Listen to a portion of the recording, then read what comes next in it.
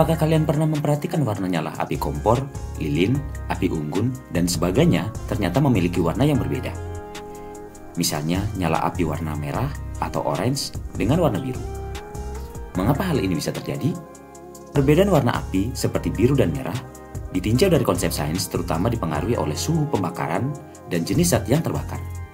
Api biru biasanya menunjukkan suhu yang lebih tinggi dan pembakarannya lebih sempurna.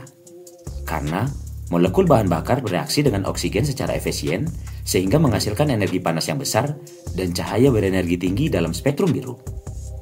Sementara itu, api merah atau oranye umumnya terjadi pada suhu yang lebih rendah atau pembakaran yang kurang sempurna, di mana partikel-partikel kecil seperti jelaga memancarkan cahaya dengan energi yang lebih rendah sehingga tampak kemerahan. Jadi, warna api adalah indikator energi dan kualitas pembakaran. Itulah alasan mengapa warna api tampak berbeda. Api kecil ibarat cinta sederhana, tak mencolok tetapi mampu memberi terang di tengah gelap. Terima kasih.